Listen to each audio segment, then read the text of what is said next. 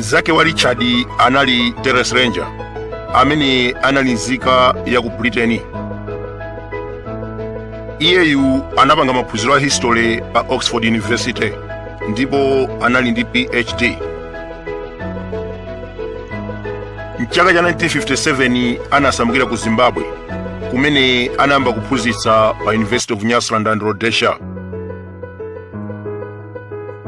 Panopa sukulu imeneyi imatchedwa University of Zimbabwe, komano mu nthawi imeneyo inkadziwika kuti University of Nyasaland and Rhodesia. Ndi nthawi yakenso imeneyi pamene Ranger anayamba kupanga research mbiri zobisika za ku Africa.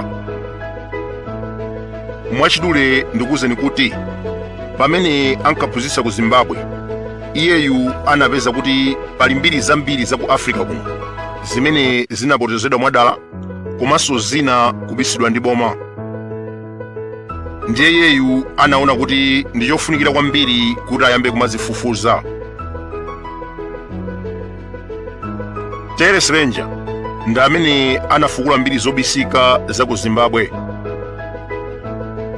Mu buku lina limene iyeyo analemba lotchedwa 1896 Revolt in Southern Rhodesia, ankafotokoza mmene mafirika ankakhalira asanabwere atsamunda.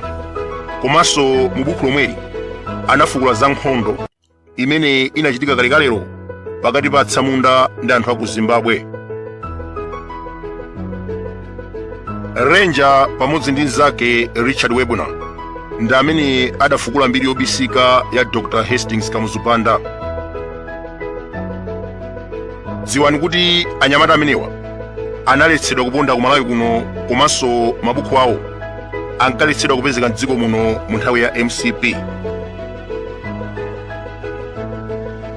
Terence Ranger anathamangisidwanso ku Zimbabwe ndi Prime Minister uja Ian Smith, akuti chifukwa choti ankakonda kulemba mabuku odzudzula atsamunda.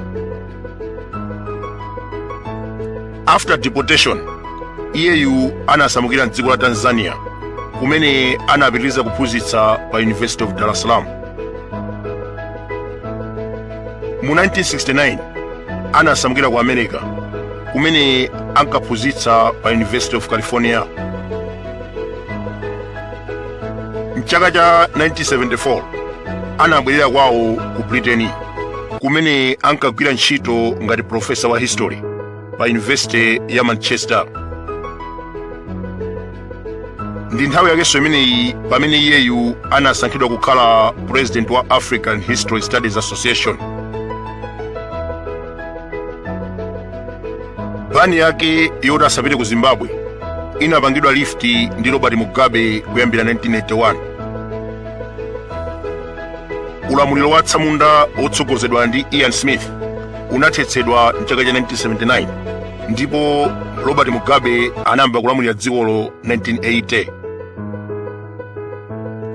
Iyeyu atangolowa pa mpando anapanga lift plani imeneyi ndi kumulola Terence Ranger kuti azipita ku Zimbabwe. Komanso iyeyu anayamba kuloledwa kubwera ku Malawi kuno 1994, Kamuzu Banda atachoka pa mpando. Terence Ranger anamwalira mchaka cha 2015 atadwala kwa nthawi yayitali. Iyeyu pamodzi ndi mnzake Richard Webner amadziwika ku Malawi kuno chifukwa chofukula mbiri yobisika ya Dr. Hastings Kamuzu Banda. Iwowa anafotokoza kudzera mabuku awo kunena kuti Kamuzu Banda anali nzika ku America. Dzina lake anali Richard Armstrong. Amayi ake anali ochokera ku Ghana. Komanso atafika ku Malawi kuno anagula abale ake m'boma la Kasungu.